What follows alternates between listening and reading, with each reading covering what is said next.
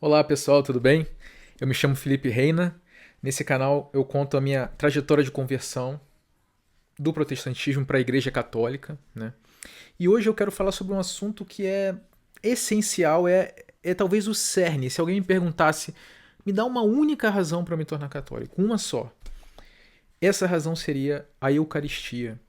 Quer dizer, a fé na presença real do corpo, do sangue, da alma e da divindade de Jesus Cristo, nosso Deus, presentes no pão e no vinho, no momento da consagração da Eucaristia, no momento da comunhão, quando nós comemos da carne e do sangue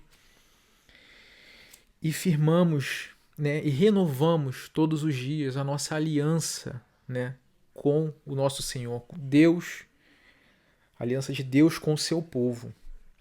Né? Então, quer dizer, se essa fé na presença real de Jesus Cristo na Eucaristia for verdade, for aquilo que a Bíblia ensina, for aquilo que os pais da igreja ensinam, né, desde os princípios da igreja, de forma unânime, ao longo de todos os séculos da igreja, se isso é verdade, então não faz sentido não estar na igreja católica.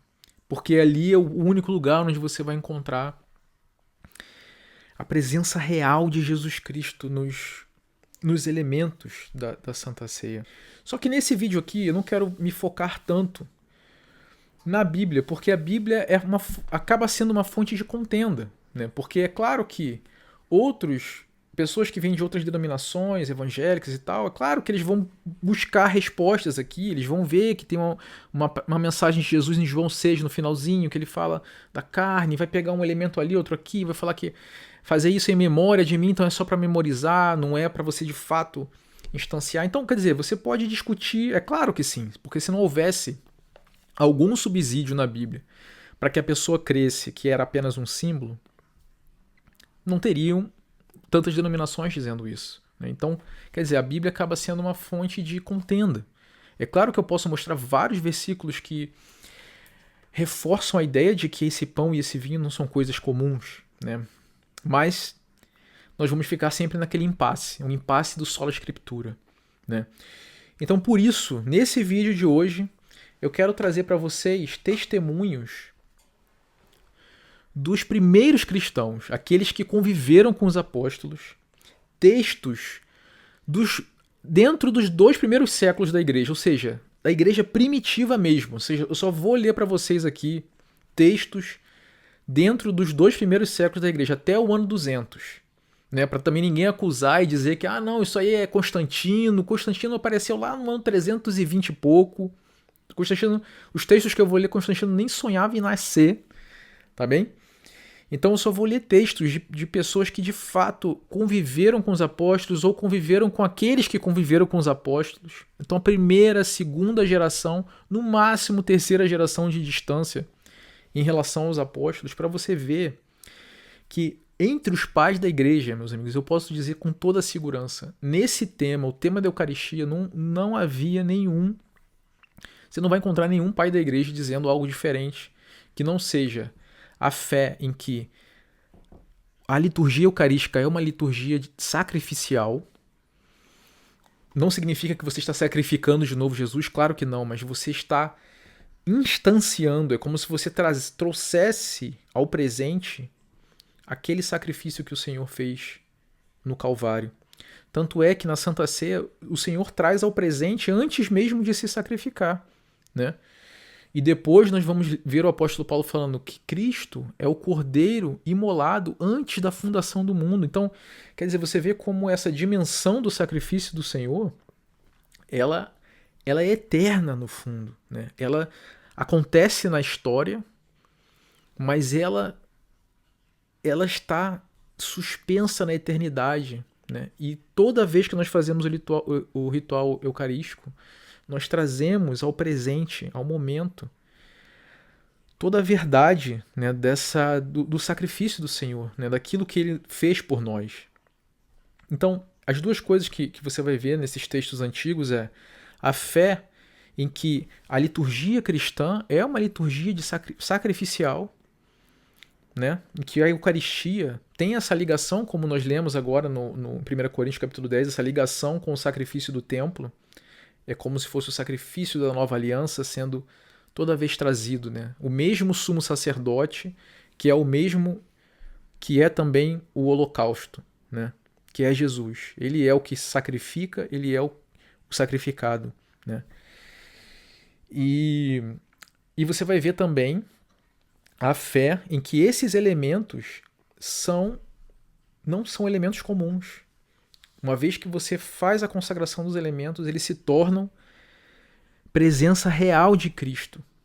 Então eu vou ler alguns textos com vocês, né? E eu vou começar pelo texto da Didaquê.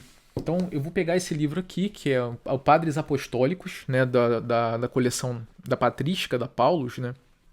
Que tem vários textos de homens que conviveram com os apóstolos, ou textos do tempo apostólico, ainda dos primeiros 100 anos da igreja, né?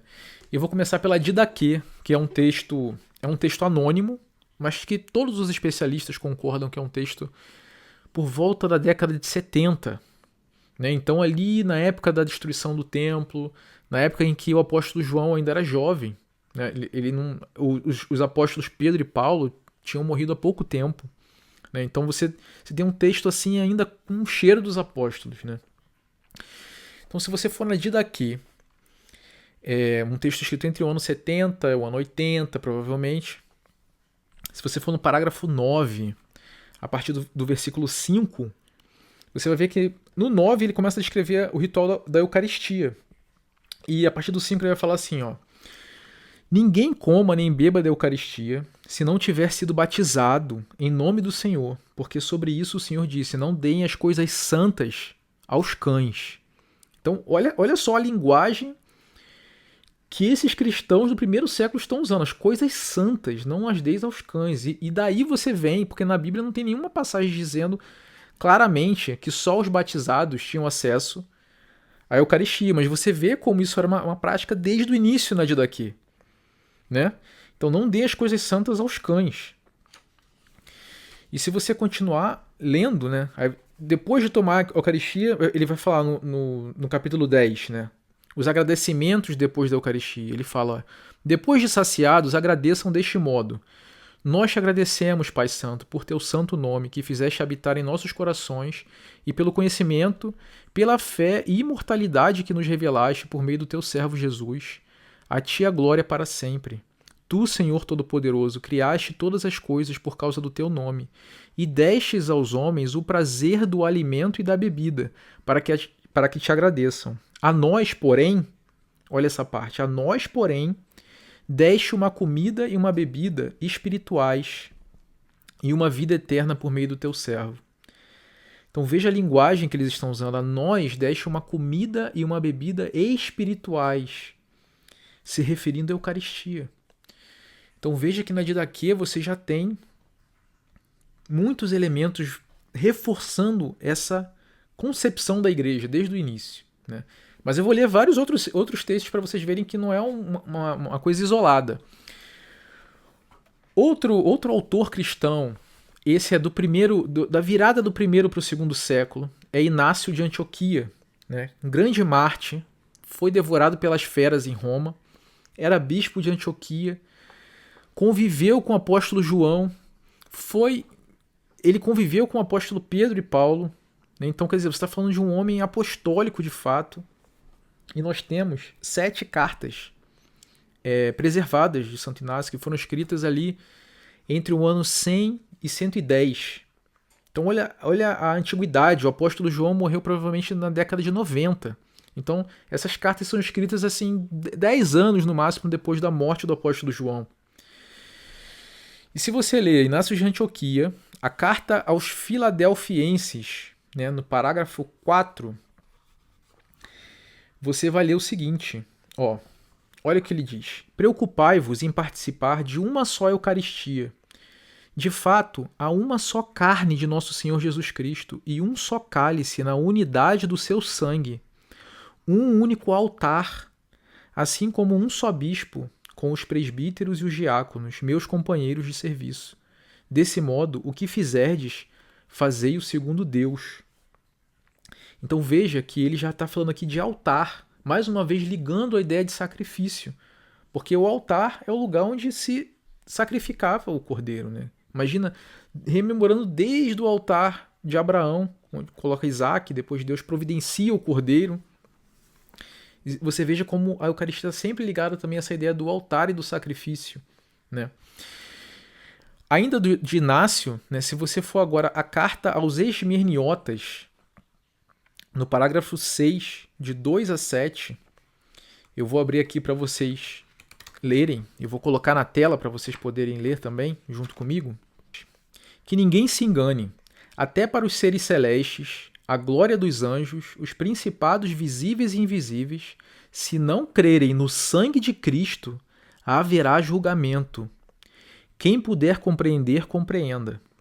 Ninguém se orgulhe de seu posto. Fé e amor é tudo, e nada lhes é preferível.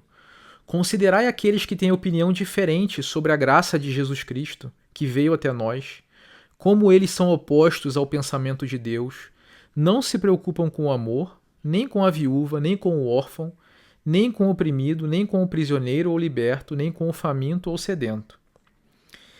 Agora o parágrafo 7, ele diz: esses que não se preocupam com ninguém, eles se afastam da Eucaristia e da oração, porque não professam que a Eucaristia é a carne de nosso Salvador Jesus Cristo, que sofreu por nossos pecados e que na sua bondade o Pai ressuscitou.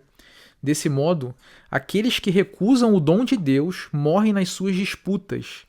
Seria melhor para eles praticarem o amor, a fim de ressuscitarem também. Convém para vós manter-se distantes dessas pessoas e não falar com elas, seja em particular, seja em público, e seguir os profetas, especialmente o Evangelho, onde a paixão nos é mostrada e a ressurreição realizada. Fugir das divisões como princípio que é de todos os males. Então veja, meus amigos, como no ano 100, 110, você tem aqui o Santo Inácio falando claramente, né? Olha que coisa, que esses hereges, e aqui provavelmente nós acreditamos que são os gnósticos, que não acreditavam na encarnação de Jesus, que Jesus havia vindo em carne. Eles diziam que Jesus só tinha vindo em espírito. E por isso, eles se afastavam da igreja e não acreditavam na presença real de Jesus no pão e no vinho. E é isso que ele está falando aqui, ó. Eles não professam que a Eucaristia é a carne de nosso Salvador Jesus Cristo. No ano 100. Mais um testemunho, né, dos pais da igreja na fé, na transubstanciação, na presença real de Jesus Cristo nos elementos eucarísticos, né? Então, eu vou continuar aqui. Então, aqui nós estamos ainda no ano 100. Eu comecei no ano 70, agora no 100. Agora vamos para o ano 140 a 150. Pegar um outro livro, que é o de Justino Mártir. Esse daqui. Então, Justino, mártir da igreja também. Ele é um samaritano convertido, filósofo, grande apologeta cristão do início do segundo século, né? E o Justino, ele escreveu uma carta ao imperador da época, que era um imperador romano chamado Tito, pedindo para que parasse as perseguições aos cristãos. Então ele teve coragem de escrever uma carta ao imperador e ele foi morto por causa disso. Alguns anos depois, ele foi preso e morreu como mártir, né, defensor dos cristãos. Então, um homem de grande dignidade, né, na história da igreja. E veja, ele está explicando para um pagão, que é o imperador, né, e as autoridades romanas, ele está tentando explicar o que os cristãos faziam, porque os cristãos eles eram acusados de canibalismo. Por que será que eles eram acusados de canibalismo, né? Porque as pessoas ouviam, né, que eles comiam a carne, bebiam sangue de alguém. E começava um boato, é claro, né, para que eles fossem perseguidos, né? O diabo usava as pessoas, né? Mas o Justino ele escreve então para o imperador explicando o que eles faziam. Se você for no parágrafo 65, eu vou colocar na tela para vocês lerem junto comigo. Terminadas as orações, nos damos mutuamente o ósculo da paz.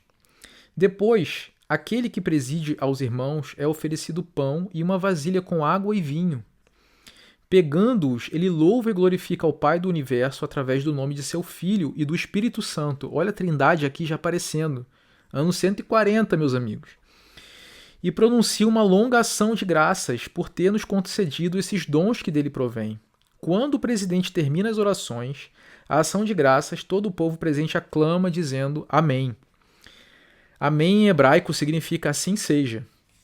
Depois que o presidente deu ação de graças e todo o povo aclamou, os que entre nós se chamam ministros ou diáconos dão a cada um dos presentes parte do pão e do vinho e da água, sobre os quais se pronunciou a ação de graças e os levam aos ausentes. Então os ausentes também recebiam. E se você vai para o 66, agora olha o que ele diz. Agora aqui. Este alimento se chama entre nós Eucaristia. Mais uma vez a palavra Eucaristia aparecendo. Veja que isso é do 1º século, meus amigos. Da qual ninguém pode participar a não ser que creia serem verdadeiros nossos ensinamentos e se lavou no banho que traz a remissão dos pecados e a regeneração e vive conforme o que Cristo nos ensinou. De fato, não tomamos essas coisas como pão comum ou bebida ordinária, mas da maneira como Jesus Cristo, nosso Salvador, feito carne por força do Verbo de Deus, teve carne e sangue por nossa salvação, assim nos ensinou que, por virtude da oração ao Verbo que procede de Deus, o alimento sobre o qual foi dita a ação de graças, alimento com o qual, por transformação, se nutrem nosso sangue e nossa carne, é a carne e o sangue daquele mesmo Jesus encarnado. Foi isso que os apóstolos, nas memórias por eles escritas, que se chamam Evangelhos, nos transmitiram, que assim foi mandado a eles. Quando Jesus, tomando o pão e dando graças, disse, fazei isto em memória de mim, este é o meu corpo. E igualmente tomando o cálice e dando graças, disse, este é o meu sangue. E só participou isso a eles.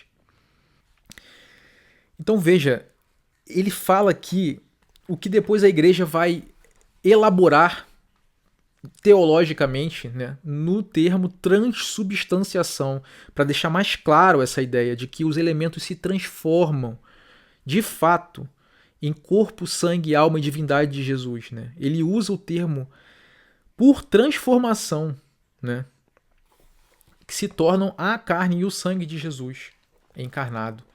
Então veja que é impressionante, né, como que aqui no texto do ano 140 ele está simplesmente descrevendo a tradição apostólica, aquilo que todo cristão cria, né? E sempre creu na história da igreja. Né?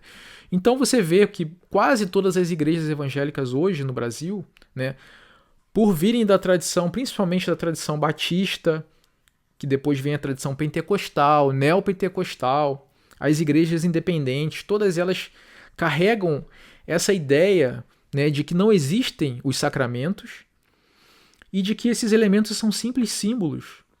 Mas essa nunca foi a fé da igreja. E fica muito claro quando você começa a acessar esses textos do 1º e do 2º século. Ainda sobre Justino Marte, se você for ver, existe um outro texto dele, que é um diálogo dele com Trifão, que era um filósofo judeu. E é muito interessante esse diálogo, interessantíssimo, recomendo a todos a lerem. Né? Mas tem um texto no parágrafo 41 do diálogo com Trifão, no qual Justino ele vai falar sobre o sacrifício que aparece no profeta Malaquias. Né? E eu vou colocar na tela só esse trechinho para vocês verem o que ele diz. Ele diz assim, diz Deus pela boca de Malaquias, um dos 12 profetas, minha vontade não está convosco, diz o Senhor, e não quero receber sacrifícios de vossas mãos.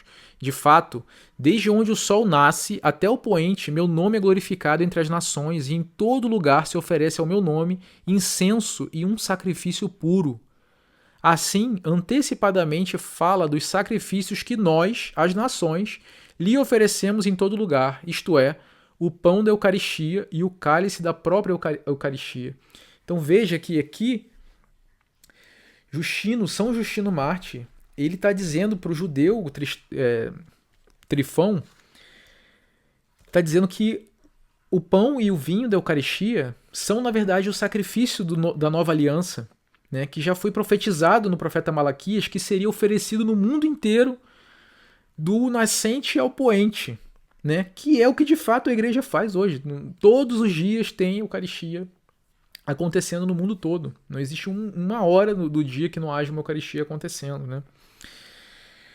Agora, para continuar, vamos andar mais alguns anos à frente. Agora, no ano 180, eu vou pegar um outro livro aqui, agora falando sobre Irineu de Leão, né? Bispo de Leão, discípulo de Policarpo, que por sua vez foi discípulo de São João, João Apóstolo. Né? Então, estamos falando de uma pessoa que está apenas uma pessoa de distância do apóstolo João, que escreveu um livro contra as heresias, é um livro importantíssimo na história da igreja. E ele fala algumas coisas muito interessantes sobre a Eucaristia também. Então estamos falando aqui do ano 180. Constantino nem sonhava em nascer. Então não me venha com essa coisa que deturpações de Constantino. Não, estou falando daqui da igreja primitiva, a igreja dos mártires, a igreja dos grandes feitos, a igreja que suportou grandes provações. Olha no que ela cria. Irineu de Leão, Contra as Heresias, no livro 4, parágrafo 18. Quanto a nós, nossa maneira de pensar está de acordo com a Eucaristia, e a Eucaristia confirma a nossa doutrina. Pois lhe oferecemos o que já é seu, proclamando, como é justo, a comunhão e a unidade da carne e do Espírito. Assim como o pão que vem da terra, ao receber a invocação de Deus, já não é pão comum, mas a Eucaristia, feita de dois elementos, o terreno e o celeste, do mesmo modo, os nossos corpos, por receberem a Eucaristia, já não são corruptíveis, por terem a esperança da ressurreição. Então veja só, meus amigos, o que Irineu está falando aqui. Ele está dizendo que quando recebe a oração, esses elementos da Eucaristia, né, já não é mais um elemento comum, né, mas se transforma em dois elementos, o terreno e o celeste. Do mesmo modo, os nossos corpos, ele está defendendo a ressurreição através da doutrina da Eucaristia que todos criam naquele tempo. A não ser quem não cria, eram os gnósticos, eram aqueles que não criam na encarnação de Jesus. Eles acreditavam que Jesus só veio em espírito, criam em doutrinas totalmente heréticas. Então, aqueles que se apartavam da igreja eram os que não criam na presença real de Jesus nos elementos, né? Então você vê aqui um texto claríssimo do ano 180, falando sobre essa fé da igreja. Mais um texto de Irineu que eu queria ler com vocês, está no livro 5, parágrafo 2. Eu vou abrir e vou colocar na tela para vocês lerem junto comigo. Veja o que ele diz. Estultos, está falando dos gnósticos, completamente os que rejeitam toda a economia de Deus, negam a salvação da carne, desprezam a sua regeneração, declarando-se ela incapaz de receber a incorruptibilidade. Mas se esta não se salva, então nem o Senhor nos resgatou no seu sangue, nem o cálice eucarístico é comunhão de seu sangue, nem o pão que partimos é a comunhão com seu corpo. Pois o sangue não pode brotar a não ser das veias, da carne e do resto da substância humana. E é justamente por se ter tornado tudo isso que o Verbo de Deus nos remiu com seu sangue, como diz o seu apóstolo. Nele temos a redenção por seu sangue e a remissão dos pecados. É por sermos seus membros que somos nutridos por meio das coisas criadas. Ele próprio põe à nossa disposição as criaturas, fazendo o sol levantar-se e chover como quer. Ele ainda reconheceu como seu próprio sangue o cálice tirado da natureza criada, com o qual fortifica o nosso sangue, e proclamou ser o seu próprio corpo o pão tirado da natureza criada, com o qual se fortificam os nossos corpos. Se, portanto, o cálice que foi misturado e o pão que foi produzido recebem a palavra de Deus e se tornam a Eucaristia, isto é, o sangue e o corpo de Cristo, e se por eles cresce e se fortifica a substância da nossa carne, como podem pretender que a carne seja incapaz de receber o dom de Deus, que consiste na vida eterna, quando ela é alimentada pelo sangue e pelo corpo de Cristo e é membro deste corpo? Então, veja só, meus amigos, o que ele está falando. Ele está dizendo que ele está defendendo mais uma vez a ressurreição da carne, que é a fé da igreja, a fé dos apóstolos, contra os hereges que não criam na ressurreição da carne, usando a Eucaristia, né, e dizendo que assim como elas se tornam a carne e o sangue de Jesus e nós tomamos dela, como você pode dizer que nosso corpo não ressuscitará no último dia? Então, mais uma vez, Irineu, mais um texto de Irineu no livro 5, falando claramente, né, da fé na igreja, na ressurreição da carne e na presença real de Jesus nos elementos eucarísticos, né? E agora, para terminar esse vídeo, né, não ficar tão longo, vou ler um último texto agora do ano 200. Eu falei que eu não ia passar do ano 200, né? Então um texto do ano 200, escrito por Hipólito de Roma, mais um livrinho que eu tenho aqui, ó, a Tradição Apostólica de Hipólito de Roma, que era um bispo da igreja de Roma no início do século III, né? E se você for no parágrafo 84 desse livro, em que ele descreve uma liturgia cristã, um dos textos mais antigos de liturgia cristã que nós temos, né? Se você for no parágrafo 84, você vai ler ele dizendo, né? Esforcem-se todos para que o infiel não prove a Eucaristia, nem que o faça um rato ou outro animal, e para que dela não caia qualquer parcela e se perca. Ela é o corpo de Cristo que deve ser comido pelos crentes e que não deve ser negligenciado. Consagrando o cálice em nome de Deus, recebeste como que a representação do sangue de Cristo. Não queiras derramá-lo, que o espírito hostil, como se o desprezasses, não venha lambê-lo. Serias culpado para com o sangue, como quem despreza o preço pelo qual foi comprado.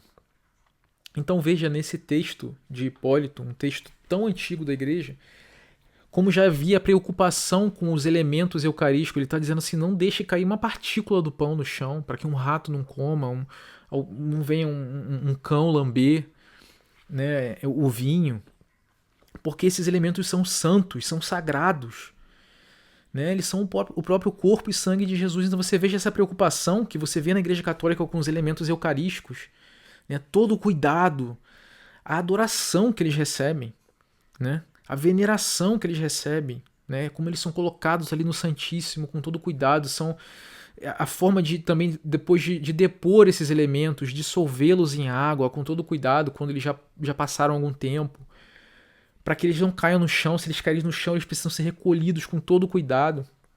Você vê que isso é uma coisa antiquíssima na igreja por conta da fé na presença real de Jesus, no pão e no vinho, né? Então, esse texto de Hipólito responde, né, o que fazer com esses elementos aqui? Eu vou jogar no lixo, né?